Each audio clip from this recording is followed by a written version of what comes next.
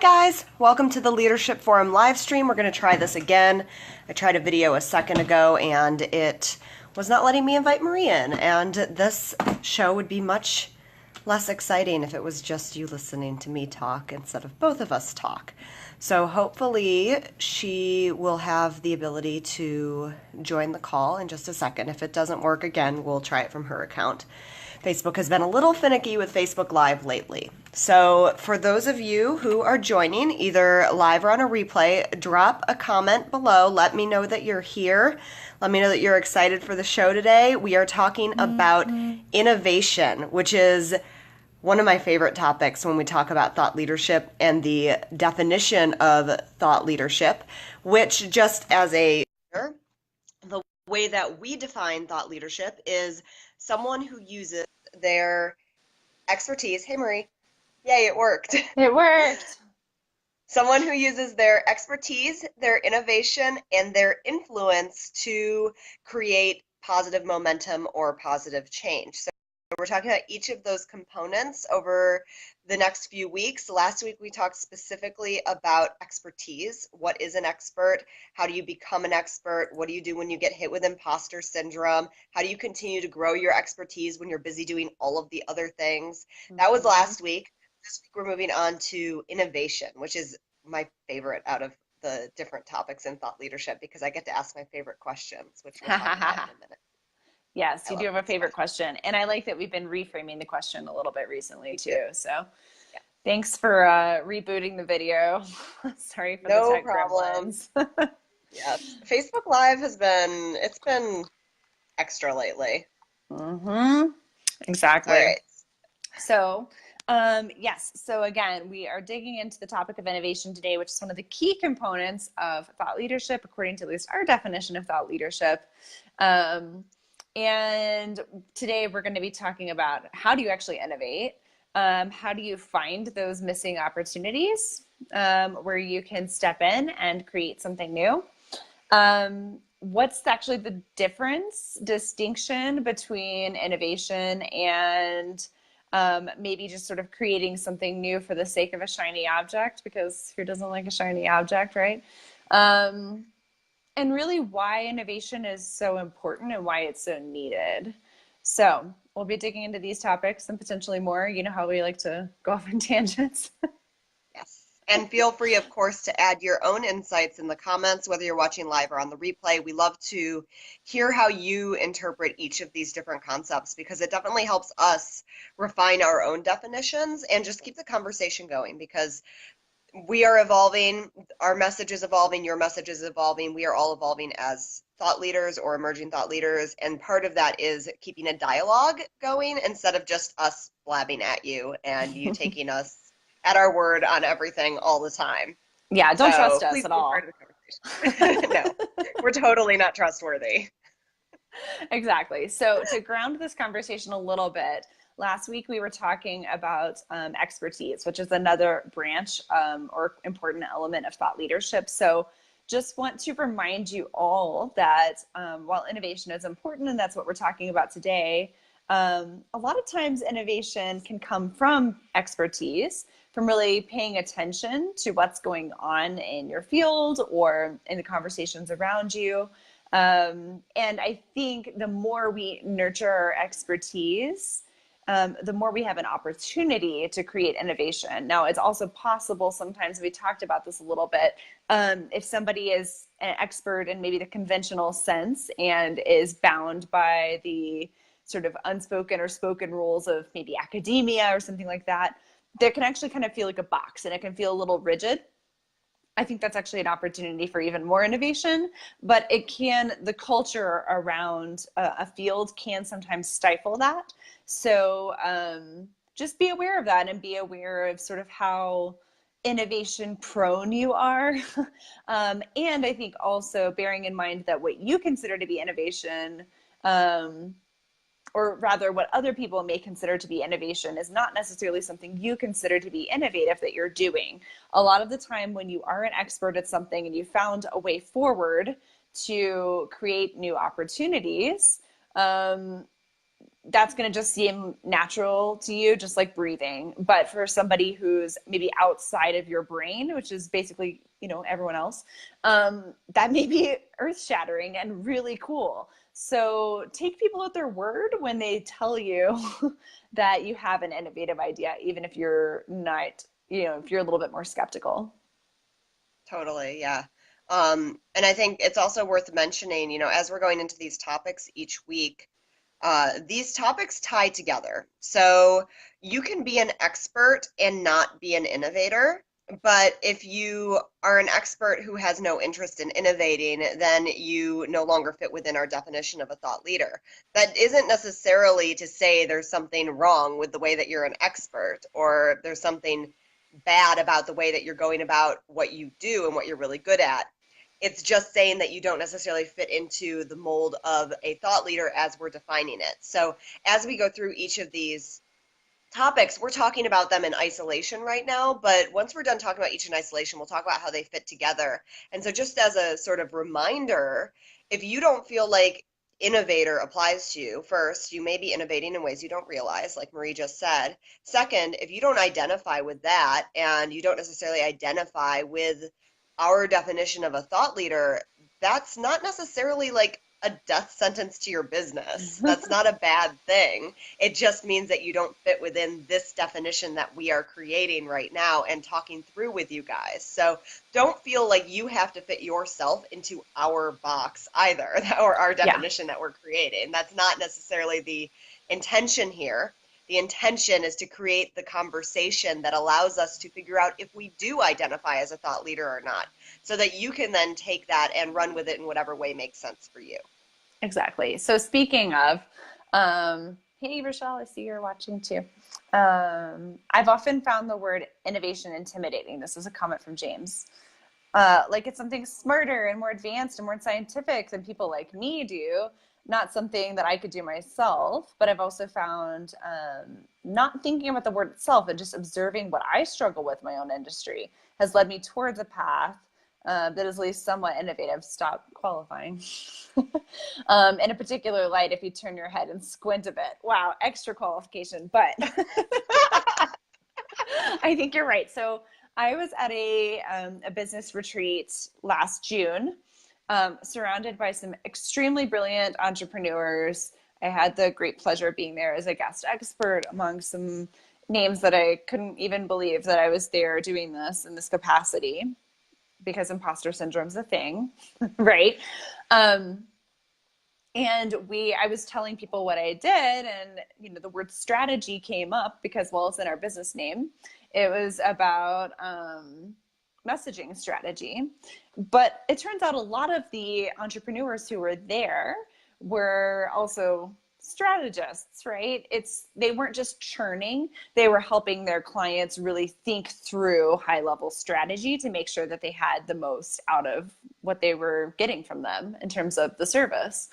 But what's really interesting is many of them were very resistant to the term strategy or strategist, that they were like, wow, that sounds really hard and high level and like something that other people do. But really, I'm just a VA, or I'm just an OBM, or I'm just a copywriter, or I'm just a website designer, or whatever it was. And they didn't realize, and it was a little difficult for them to embrace that title. I think a lot of them have turned the corner on this. And so I think the reason I bring this up is I think the word innovation may strike the same chord, just like you were saying, James. It may be one of those words that doesn't feel like we're quite up to it, that we're not up to the challenge. It sounds like something that, Benjamin Franklin could do, but how could I do it, right? Whereas in reality, like Benjamin Franklin was also human. And we totally can be capable of it. I think especially because we forget things that are easy for us aren't necessarily easy or, obvious to other people. Mm-hmm. Yes. And James, yes, the qualifications made us laugh. Yes, good job. But I think those qualifications are also a really good illustration of what we tend to naturally do, which is qualify our Mm-hmm. expertise, which we were talking about last week, not last year, a feels like it was a year ago. It's been a not busy year week, ago. guys. Yeah. What we were talking about last week with imposter syndrome, and also with this idea of like not thinking our innovations are really innovative enough Yeah. because they have to be innovative enough, whatever that means. We don't need to be like designing AR technology or building a Tesla or something like that in order to be innovative. It can be very small things that just allow a shift in perspective and a shift in the way that something is approached. Mm-hmm. So, one of the things that we like to talk about that was sort of our first innovative angle within our industry of copywriting is the ideal client avatar. And we're not the only people innovating in this realm. We're not the only people talking about it, but for our client base, it was an innovative way of looking at things. And for us, we saw the ideal client avatar as something that was potentially paralyzing, and our clients that we were getting were paralyzed by it. They had to hit a roadblock around you have to have this perfect ideal client avatar, and you can only work with them. And that what had started out as a really good way to hone in on your marketing strategy had gotten twisted into this totally paralyzing thing that was preventing them from moving their business forward and preventing them from creating content and copy that actually spoke not just to their target audience but also sounded like them, and didn't it wasn't building that bridge between themselves and their audience. And so we started talking out against the ideal client avatar. We started speaking out against it, and it was weird. People's minds were blown that this thing that they were all told they had to do, they didn't have to do in the way that they were told to do it. And we didn't think of that as innovative at the time. We just thought of it as it's not working, so don't do the thing and try our thing instead. And if that doesn't work, you don't have to do it either, but at least we're providing another option for you. And for a lot of people, that was really mind blowing. So for them, in their context of what they had been told, that was a really big innovation in the way that they approached content. Exactly. I'm glad that resonated with you, Teresa. Also, you're right. People do run screaming for the hills when they think of strategic planning. But there's so many things, right, that paralyze us, like the ideal client avatar, like this idea of strategic planning, that's when an innovator can come in and say, maybe there's an alternative here. So this brings us to our first point of discussion today, which is how do you actually innovate? So this brings us to Jesse's favorite question ever. Do you want to go ahead and ask your Because I'm question, Jesse? contrary. Yeah, because you're I like to be contrarian. contrary. I am. So my favorite question to ask, and I tend to ask pretty much anytime someone works on especially new copy. You know, not necessarily, they haven't necessarily really landed on their thing and they're trying to figure it out, is what do you disagree with that is happening within your industry? And I found there's one of two responses to this question. Response one is an immediate, oh my God, I hate XYZ. Like, this drives me crazy. And then response two is sort of the softer, like, well, I'm not sure if there's anything I actually disagree with, but there are things that could be improved. And both are totally legitimate responses, and both of them give you the seed to your innovative angle. Yeah, so we realized recently that I think I mentioned this in a previous, hey Stephanie, in a previous live, but we were just hanging out with one of our lovely clients, Danielle. We were on retreat with her in Chattanooga, and she was saying, hey, look, I work in this space that's all about creating businesses that give back, creating social enterprises. So there's a lot of people doing different things, but I don't necessarily disagree with any of it because I think it's all really important. And I'm really excited that this is a whole movement at this point. So that question doesn't resonate with me, that question of what do I disagree with? So if you find yourself more in Danielle's shoes, the alternative question to ask is what opportunities do I see within my industry, or where sort of the holes that I see that could be plugged. This doesn't mean you have to plug them. It just means you could shine a light on them, right? If you're able to plug them, or if you're able to provide an alternative to something that you disagree with, like for instance, the ideal client avatar for us, then yeah, sure, that can be part of your thought leadership platform, or at least a springboard into it.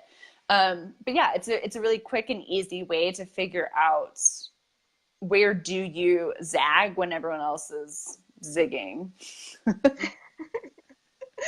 And so we're going to go into this in a little more depth, but while we do, if you're watching either live or on the replay, we'd love to hear your answer to either of those Yes. questions. Either what do you disagree with, or what opportunities are being missed in your industry right now? So go ahead and pop that in the comments.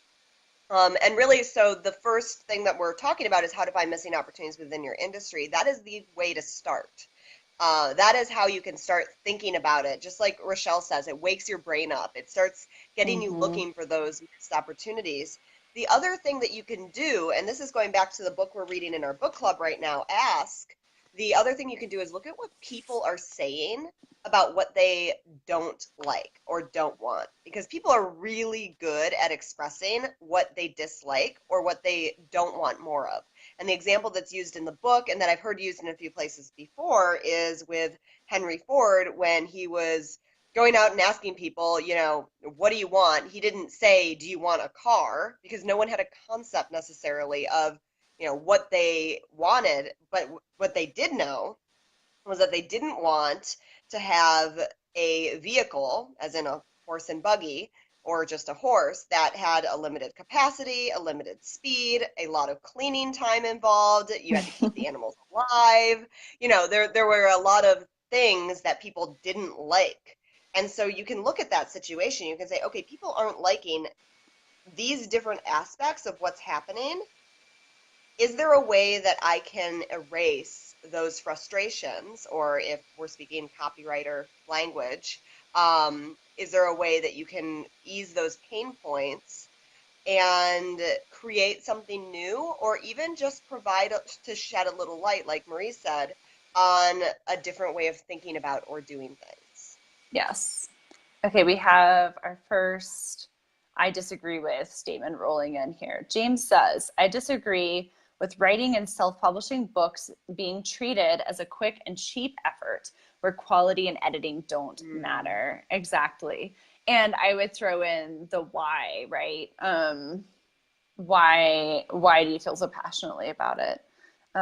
Rochelle says the missing opportunity or gap that I feel is high touch marketing strategy at a lower price. True, ongoing one-on-one feedback, coaching, and accountability in the two-digit range. And yes, I mind my boundaries because that's always the follow-up objection when I tell people this. Yes, you do, and that's good. And I love that you've identified a gap and you've found a way to make it work that still works for you, right? And you're saying like, look, this objection that you're having doesn't have to be the box. This is like the art of possibility, right? We're inventing these boxes, and just because you're doing one thing doesn't necessarily mean the other end of the seesaw is this. Maybe it's more than just a seesaw. Maybe there's other elements at play. So there's other things we can do to combat all of these potential objections. I mean, it's like the idea of just creating a faster horse that doesn't happen to poop, right? Like that's not the other end of the spectrum. The other end of the spectrum is, maybe creating something completely new, or just changing the business model up in our case. So I love this, and I love that you found a way to make that work, Rochelle.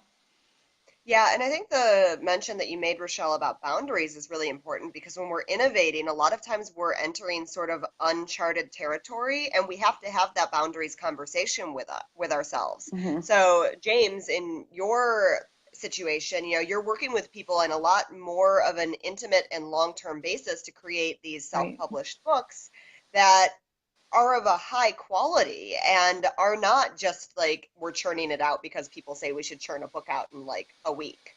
And so, what does that do for the time that you're committing to clients? What does that do for the boundaries you need to set? For the way that you, if we're talking strictly in a business sense, for the way that you market and advertise, the language that you use around your innovation?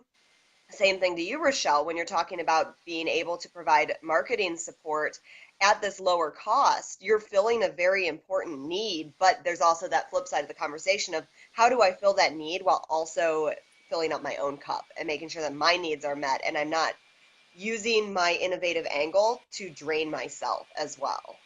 Totally. Yes, Rochelle. Having standards for yourself is crucial for not driving yourself nuts over delivering. Over delivering, right? That's the key. I think a lot of people feel like over delivering is just delivering, but it's not, right? Like we need to get back to what we're actually Mhm. promising so that we know when something truly is an over delivery.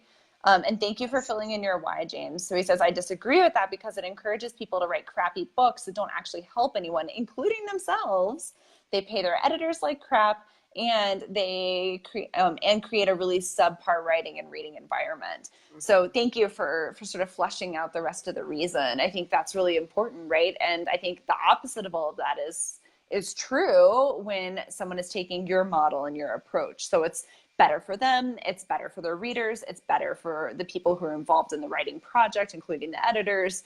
It's a better experience for everyone. And isn't that the kind of culture that we want to be creating with our businesses, right? If that's what we're trying to do forward facing messaging wise, that's what we're trying to create with our clients, why wouldn't we also want that reflected in the books that we write? Love that. Yes, absolutely. So that brings up an interesting question, though. You got the comments that we're receiving are really sort of strong pieces of innovation, Yeah. something that you guys are seeing as an opportunity that you want to sort of pursue head on full force. The unfortunate thing is, as entrepreneurs, our brains are sort of hardwired to find opportunities everywhere.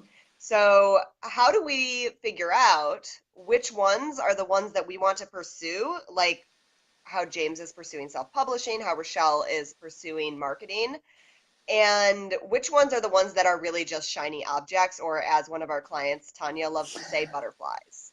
Which are innovations that are just butterflies that we're chasing, so we're always creating new things, and which ones are the ones that we really want to double down on and make a part of our messaging and a part of our thought leadership platform? So this goes back to question number one, right? Which is like when we identify those things that we disagree with, or when we find those opportunities, we can talk about them all day. And I think that's great. And I think just being able to stand up and shake up the conversation a little bit is a great starting place. The question I think it's helpful to ask yourself when you have those is, do I have an alternate solution, or do I have another system for this? And then B, is it something that people want or need? So taking some time and maybe doing some research again through this lovely book is a great starting place. Not to just keep plugging it, but it's good. Um, to be able to dig in and really see, like, is this something that people need and that I could create a solution around it? If it's not something that, people don't really need, you could still do it, but it's maybe more of a passion project, right? It may be one of those butterflies that maybe just needs to fly on its way. You can bear it in mind for another day. Hopefully, it'll still be hanging around. I think the idea of butterfly is apt, though, because I think a lot of times, we don't necessarily need to chase those things. And by the time, we think we're ready for them, or we think we'll be ready for them in the future, like we will have moved on, right? And like that butterfly may not be around anymore because there's another beautiful butterfly on the horizon. Okay, no worries, Rochelle. Thanks for joining us while you could, and have fun with your interview. Um, yeah, so that's sort of question number one. But I think there's also a caveat here too, right? Which is like, even if you can provide a solution that people want, that fills in a gap or that addresses something that's not totally awesome within your industry, does that mean you should create it? And I don't think the answer is always yes. Yeah, and I think this is a risk that a lot of us run, is getting pulled in too many directions at once. Sometimes it's within our one business, and sometimes it's even across multiple businesses or multiple ideas. So, about 2.5 years ago, maybe even a little more now, I decided, I made an executive decision for us that we needed to hire our first business coach. And the first conversation that we had with her was, it was just me and her, and it was a conversation on what to pursue. And at that point, I had this business that Marie and I were in a very different place on, but there Yeah. was basically a clear path forward if I wanted to take it. I had a travel blog that I was running, and our innovative piece there, I was running it with my girlfriend Tara, and we had sort of the innovative angle of Tara's experience as a science educator and a paleontologist. So we were talking about travel within the context of learning while you go, drawing on both of our teaching backgrounds, things like that. And it was getting some traction because it was a different way of looking at travel that at that time wasn't really in the travel blog sphere. And then I also had a project going on with my introversion in the classroom book that I published, which was based off a workshop that got a lot of positive feedback and was a very innovative angle for approaching education. A lot of the introversion conversations that have really sort of become super prevalent today and they're almost everywhere today. They weren't happening back then, and they especially weren't happening in the context of I am a teacher who is introverted, or I am a teacher who has students who are introverted. What do I do to make sure that they don't burn out, get overwhelmed, and things like that? And I had provided solutions to that through my book and through my workshop. So I had these three different, very different things. And of course, I also had my fiction writing, which is just a constant thing. So I had these really four different things that all had potentially innovative angles that could allow me to move forward very quickly, because that's the benefit of innovation, is it has the potential to move you forward very quickly. But I couldn't do them all at once. So this first conversation that I had with my business coach, who is Lacey Seitz, by the way, if you aren't connected with her, please do. She's amazing. Was which one of these do you want to focus on and which are you going to let drop? Because if you try to do all of them, your innovation, all of the innovations will die. None of them Yeah. will see traction. So focus on one for right now, and then you can always circle back around to others later, but at least at the beginning, some of these are shiny objects, even if they're good ideas. Yeah, exactly. So Good pieces thought. of the decision-making process for this, certainly if it's a business idea, what is the potential, marketability of this, the potential revenue that could come from it, how scalable is it? And I think a lot of that goes in line with what are your actual goals for running a business? Like, are you looking for increasing your revenue right now? Or are you mostly looking to just get in front of more people? Are you looking for a scalable business, or are you looking for something with lots of high touch, one-on-one support? Not that the two can't necessarily come together. Maybe you can find an innovative way to do it. But thinking about getting back to, again, that North Star piece, like, what is your why? Who are you? And I mean this in terms of like your identity, your self-identity, and how the business plays a role in that, or how your thought leadership platform plays a role in that. And seeing, do any of these potential butterflies, maybe potential great ideas, correspond or feel like they're sort of aligned with that vision that I have for myself and for my life, for my business, for my platform. And of course, yeah, the piece about, do people need this is important, but also are people essentially willing to pay for it, right? People need things all the time that they don't necessarily feel like they're willing to pay for. Right now, for instance, Facebook. Right now, essentially, we are the commodity, right? Our data on Facebook. But if tomorrow Facebook changed its mind and said, okay, in order to have a profile, a personal profile on Facebook or a business page, we're going to need you to pay $100 a year. Would people do it? Some, absolutely. Would some people do it? No, they'd probably leave, right? So I think that's a piece of it, is to ask yourself, like, just because people need it doesn't mean they're willing to pay for it, and doesn't mean that they will support it at the level that you need them to support it at in order to achieve your financial goals. Absolutely, yeah. And I really like James's comment here. For me, it's a combination of my own values, my own skills, what I just can't not do, and the results Yeah. I'm able to create with it. Quality book creation isn't a butterfly, it's an eagle. Hard to find, but Hmm. of immense value to the right person. So good. I love that what I just can't not do, with all the double negatives. No, I really love it because I think that's a key piece of what you can ask yourself is what out of, if you have a lot of options in front of you, what out of them is something that if you put away, you're going to gravitate back towards anyway. Because there's a sustainability piece here too, right? Yes, you can be innovative in the moment, but are you going to still care about that innovation in a year or in 2 years or in 3 years? And your business may change, the way that you approach it may change, but we're not actively talking about how we disagree with the ideal client avatar to the level that we were when we first created that innovation. But it's still a belief that we hold that the ideal client avatar can be very paralyzing to certain business owners. And we talk about it in private with our clients a lot, and we talk about it in informal contexts like this a lot. But it's not something we're pushing in our business because we've sort of moved into different conversations. But that piece is still there. We didn't just decide, oh, we don't believe it anymore because, that's old news. So I think having that piece of like, this is just fundamentally something that we believe and believe powerfully enough to pursue over a period of time. I think that's really Totally. important. Absolutely. So I think there's a lot of testing that can be done here, but I think before the testing happens, it's important to check in with ourselves, answer that double negative question. Can't I not do? That's hard, guys.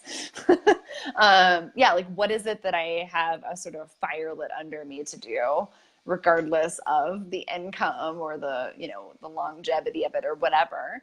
I think it's okay to pursue those things sometimes, even if they end up being a little bit of a butterfly. We do learn from them, and I think that's another piece is forgive yourself if you feel like you've spent some time and energy on something that hasn't necessarily panned out the way you expected, because you can always learn from it. It's not necessarily a failure, and even if it is a failure, that's not a dirty word, right? We can learn from it. So do you want to move on Yes. into topic number 3? Yes, I have one more thing to add, which actually sort of ties into number 3 as well, which is why every field needs innovators. Um, we've been talking a lot about this from sort of a strategic point of view, but one thing I will say about shiny objects and butterflies is that this is sort of a weird way to put it, but like to strategically allow yourself to be not strategic and chase a few butterflies from time to time, as long as it's not taking up all of your time and energy and really derailing your business and your priorities, can actually be a really good thing. Creative energy is powerful. Just getting in the zone and in the flow with things is really powerful. That's why Marie and I, we take time to write fiction every single week because there's no goal attached, there's no strategy attached, there's just fun, flow, get things out, do things that we naturally are driven to do time. And some of the best innovations come from mistakes that were made or things that were done out of the box of strategy, out of the box of like, I'm doing the things that I have to do because they're on my to-do list. Yeah. So I think there is an opportunity to allow yourself to chase small shiny objects in sort of a prescribed way that makes sense for you so that it doesn't end up, completely derailing everything. But also so that you're not always like, I have to innovate, I have to be innovative. And in saying that, you're creating a box for yourself that will that will actually stifle your innovation. Exactly. It's that should thing, right? Hmm. When we even put innovation into a I should phrase, we are boxing it up and we are limiting its capacity and the potential for possibility there. So this gets us into our third topic for the day, which is why every field truly does need innovators. And I would add to that why they constantly need innovators, right? It's not enough necessarily to have some innovative minds or ideas that can shake up an industry. But in time, like at one point in time, the ideal client avatar was very innovative. That was the hot new thing. And then that can actually kind of become the status quo and actually become, again, that limiting box that goes around an industry or around an idea. And so we constantly need innovation. So if you feel like there's a lot of innovative ideas already in your field or in your industry or in the topic that you want to talk around, that's okay. There's still room for you at the table, and there's always another opportunity for things to be improved, for things to be shaken up, to be seen from another angle. Yeah, Excuse me. absolutely. And I think to, just to circle back around to something we said at the very beginning of this conversation, which is that not every expert needs to be an innovator, but every field as a whole needs innovators. So you're going to have people within a field who are just experts. Like their thing is knowing the things and teaching other people the things, and that might be where they stop. Nothing wrong with that because every field needs those people as well.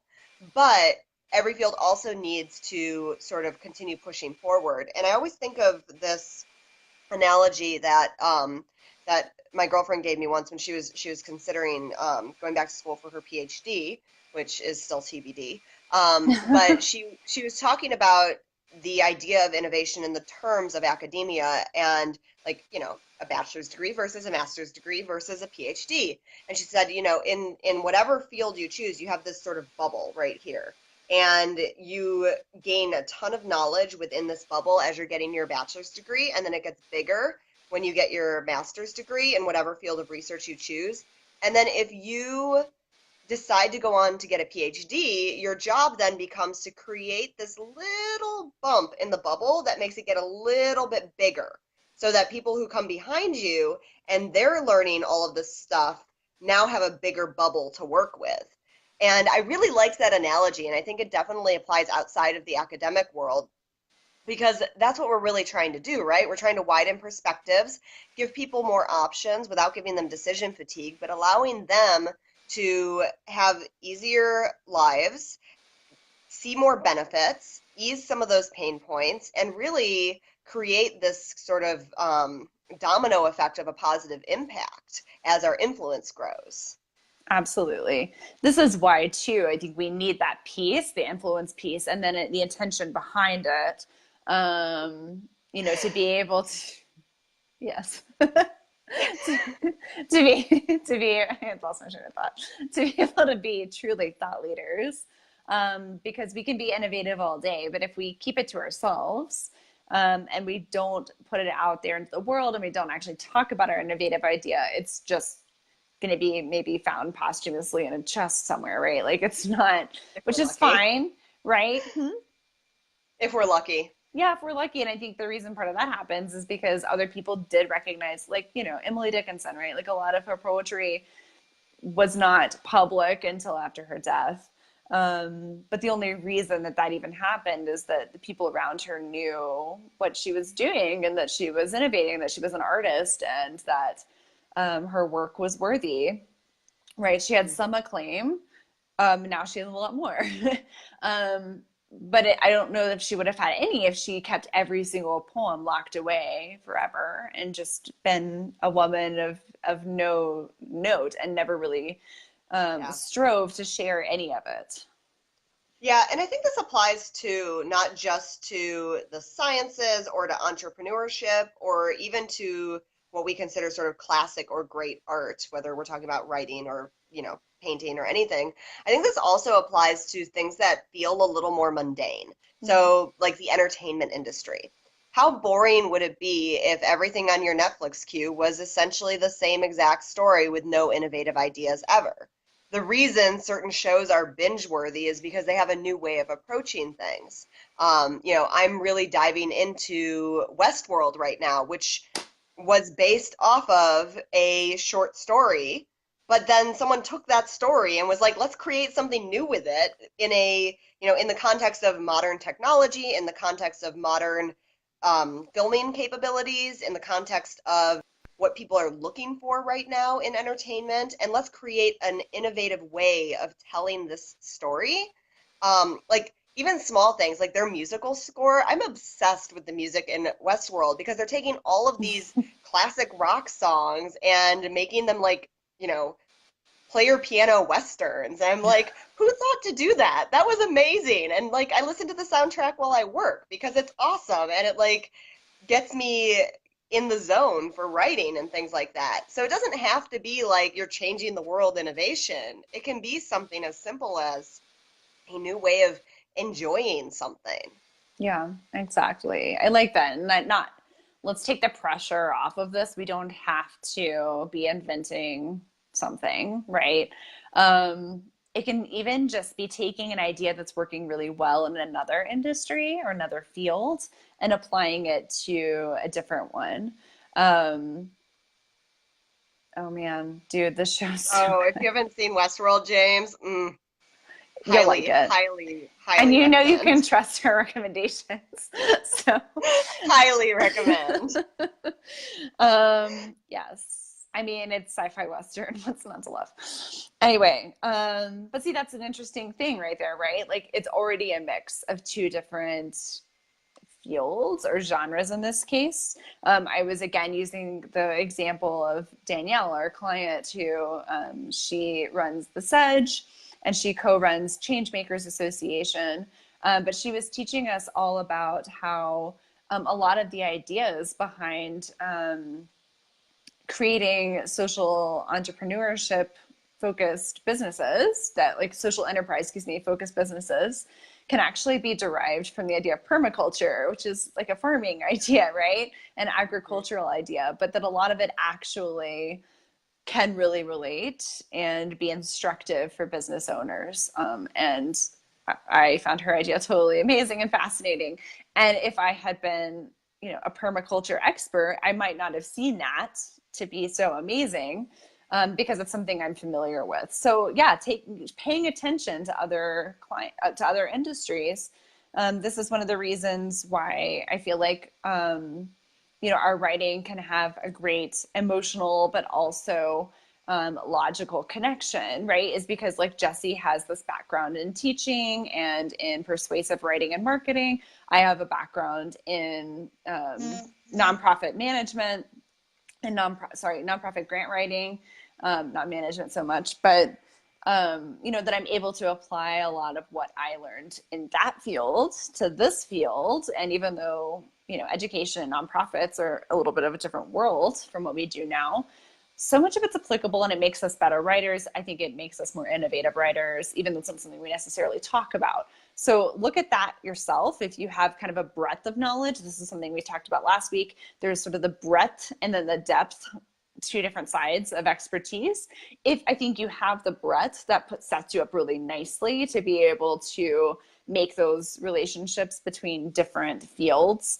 But I think even if you have the depth kind of knowledge, that allows that as well. Absolutely. So every field needs innovators. If you feel called to be one of the innovators in your field, because of course every field is going to have more than one innovator, we want to encourage you to explore that with some curiosity, without putting a lot of pressure on yourself, but also with giving yourself the freedom to dive into it a little deeper, figure out how you want to maybe incorporate it into your business. Some of you I know are already doing it and doing it in an incredible way and making some great connections and great strides within your field by really honing in on your innovative piece. So next week, we are going to be talking about the last piece of thought leadership that you need in order to create the positive momentum or positive change, and that is influence. So super excited for that conversation because I think it's one of the things, based on some of the conversations we've had, that scares people a little bit. Mm-hmm. So come and be scared. No, just kidding. Yes. We'll break It'll be it a down very for you scary guys. conversation. Boo. It's a horror show, guys. Okay, I'm clearly in need of lunch right now because I'm getting punchy. So thank you all for being here. Hope to see you same time next week, where we'll be talking about influence, what it means, how you can have it, how you can embrace what you already have, and how we can demystify it and de-scarify it a little bit. Thanks for playing along, James. In the meantime, we're still talking about innovation the rest of the week here in the group. So if you have anything that you want to add, especially if you're watching this on the replay and just catching up, feel free to post in the group about your innovative ideas, how you're tackling them, or if you have any questions about, how to go about these things that you're thinking about innovating around. Maybe you have answers to those questions of what you disagree with or what opportunities are being missed, but you're not sure what to do with your responses to those questions. Feel free to post it in the group. We're checking in on you guys. We're happy to continue the conversation through the end of the week before we switch gears into influence. Exactly. Thanks so much, guys. Have a great week. Have a great day.